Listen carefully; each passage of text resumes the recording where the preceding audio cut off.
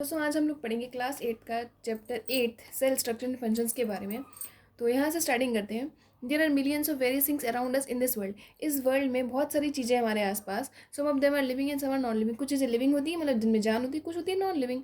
तो plants, insects, frogs, human beings etcetera living things. तो living things में कुछ के नाम बताए, जैसे प्लांट्स से पौधे हैं, इंसेक्ट्स मीन्स कीड़े, फ्रॉग, मेढक, ह्यूमन बींग्स हम लोग जो है लिविंग थिंग्स में आते हैं। लेकिन सैंड है, ये क्या है, नॉन लिविंग, इसमें जान नहीं होती। सॉइल एक नॉन लिविंग है। एयर, वाटर, चेयर एक्सेट्रा ये नॉन लिविंग थिंग्स होते हैं। Living things exist along with non living things on the earth. Living things जो होती हैं वो नॉन लिविंग थिंग्स के साथ ही रहती हैं धरती पर। Living things carry out certain basic functions like respiration, digestion, excretion, reproduction, movement and growth. तो लिविंग थिंग्स ये सारे फंक्शंस फॉलो करती है, जैसे कि रेस्पिरेशन मीन सांस लेना, डाइजेशन मीन्स फूड को डाइजेस्ट करती हैं, एक्सक्रीशन होता है, रिप्रोडक्शन भी होता है, मूवमेंट होता है, ग्रोथ भी होता है। ये सब चीज़ें लिविंग थिंग्स में होती हैं। दो नॉन लिविंग ऑब्जेक्ट्स में परफॉर्म वन और more of these processes like vehicles can move, but it is only a living thing that perform all other functions. हो सकता है कि नॉन लिविंग थिंग इनमें से कुछ फंक्शन परफॉर्म करते हैं, जैसे कि व्हीकल होती है वो मूव करती है, चलती है, तो क्या वो लिविंग में आएगी? नहीं, वो लिविंग में नहीं आएगी, वो नॉन लिविंग में ही रहेगी, क्योंकि वो कुछ ही फंक्शन फॉलो करेगी। सारे फंक्शंस जो लिविंग थिंग्स में होते हैं वो फॉलो नहीं करती, इसलिए वो नॉन लिविंग में रहते हैं। अब नेक्स्ट हम लोग यहाँ से पढ़ते हैं। All animals and plants are living. जितने भी एनिमल्स होते हैं, प्लांट्स हैं, ये किस में आते हैं? लिविंग में आते हैं। All these organisms look different from each other. ये सारे प्लांट्स होते हैं अलग दिखते हैं, एनिमल्स अलग दिखते हैं एक दूसरे से। However all of them are made up of microscopic unit called cell. लेकिन जितने भी ऑर्गेनिजम्स होते हैं किसके बने होते हैं? सेल के बने होते हैं। तो all the organisms are made up of microscopic unit called cell. Cell की डेफिनेशन है। In this chapter we will study the cell. हम सेल के बारे में पढ़ेंगे, इट्स पार्ट्स के बारे में, and functions of various parts of the cell. और जो सेल के जो पार्ट्स होते हैं उनके फंक्शंस क्या होते हैं उसके बारे में। तो सबसे पहले यहाँ से पढ़ लेते हैं discovery and history of the cell. Discovery कैसे हुई सेल की? सेल का आविष्कार किया किसने? An English scientist Robert Hooke discovered the cell in 1665। एक साइंटिस्ट थे जिनका नाम है रॉबर्ट हुक, उन्होंने डिस्कवर किया था सेल को। He observe slices of cork under his self design crude microscope. उन्होंने कॉर्क ली थी, तो कॉर्क को उसने उन्होंने ऑब्जर्व किया था क्रूड माइक्रोस्कोप के नीचे रख के ऑब्जर्व किया। आप पूछेंगे कॉर्क क्या होती है? जो पेड़ की जो छाल होती है उसको बोलते हैं कॉर्क। जो पेड़ की जो छाल होती है, जो हमने देखा हो, पेड़ जिसके भरोसे खड़ा होता है ज़मीन पर, ठीक है, उसकी जो ऊपर की पेड़ की जो वो होती है ना, बार्क जो होता है ट्री का, उसको थोड़ा सा खरोच लेते हैं, उसके नीचे जो निकलेगी वो कॉर्क होगी। He observe the slices of cork under self design microscope.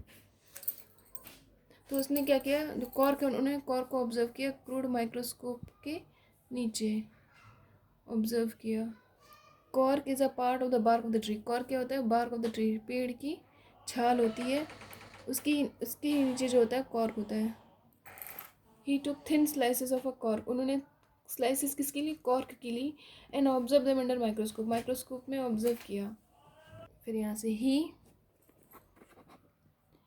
He noticed a large number of compartments in the cork slice resembling the structure of honeycomb. तो उन्होंने देखा कि कॉर्क में क्या है, छोटे छोटे मतलब स्ट्रक्चर्स टाइप के, जैसे हम लोग जो हनी का, शहद का जो छत्ता होता है उसमें जो होल्स टाइप में बने होते हैं उस टाइप के उन्होंने देखे। तो Robert Hooke coined the term cell for each box. तो जो बॉक्स टाइप में बने थे उनको क्या बोला? सेल बोला उन्होंने। In Latin which means little room. Latin में का मतलब क्या है? लिटिल रूम होता है। Robert Hooke had actually seen the dead walls of the plant cell. Robert Hooke ने असल में देखा क्या था? डेड वॉल्स देखी थी। प्लांट सेल में जो डेड वॉल्स होती हैं जिनमें जाने, उनको देखा।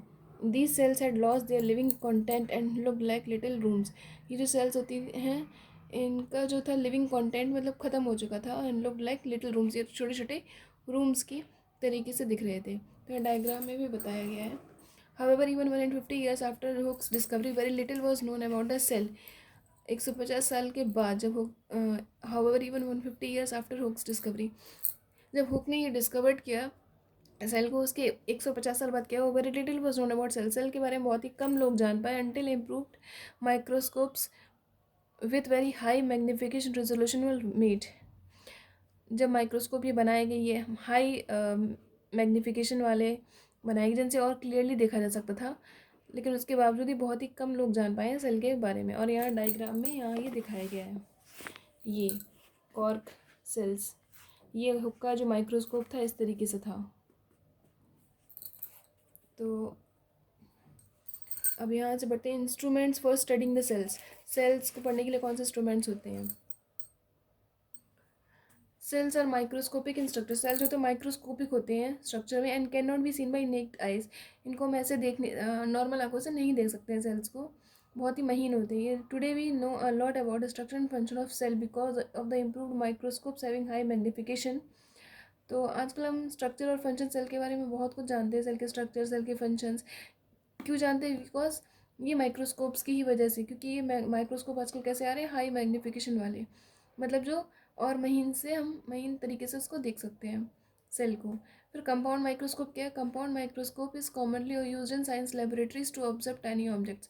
कंपाउंड माइक्रोस्कोप लेबोरेटरीज में रखा होता है ताकि हम टाइनी ऑब्जेक्ट्स को देख सकें। हमने बायो लैब में देखा होगा।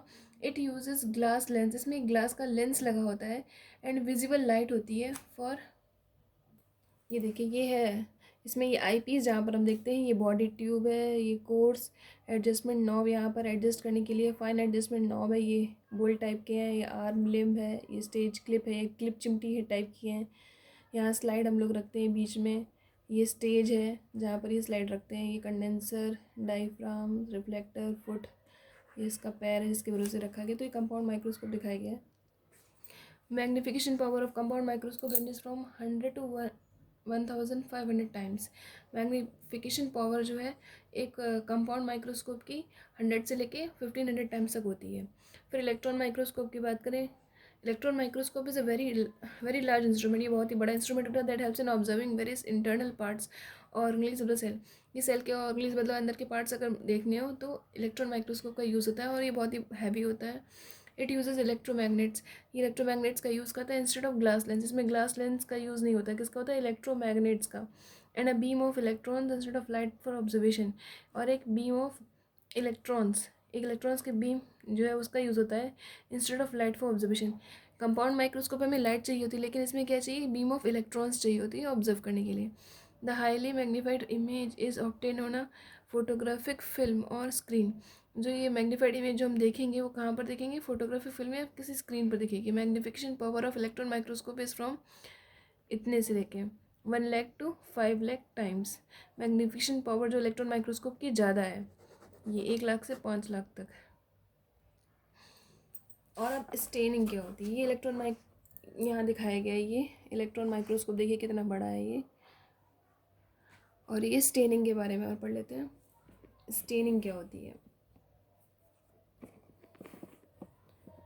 Staining, cells are transparent in colour, जो सेल्स होती है असल में ट्रांसपेरेंट होती है, कलरलेस, मतलब उन्हें कोई कलर नहीं होता, वाइट कलर के होंगे। So they are difficult to observe, तो उन्हें ऑब्जर्व करना मुश्किल होता है under a microscope. To observe the details of the cell and its internal structure, stains dyes are used.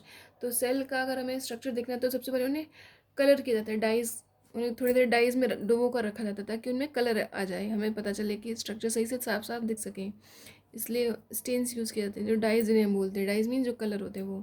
Some commonly use stains are, जो bio lab में stains होती है वो कौन कौन सी होती हैं? सेफरीन रखी होती है, eosin, methylene blue and crystal violet, ये वाली होती हैं। तो ये डाइज के नाम बताए कि क्या है? Safranin, eosin, methylene blue, crystal violet. तो नेक्स्ट में हम लोग यहाँ से पढ़ेंगे यूनिसेलुलर एंड मल्टीसेलुलर ऑर्गेनिजम्स क्या होते हैं।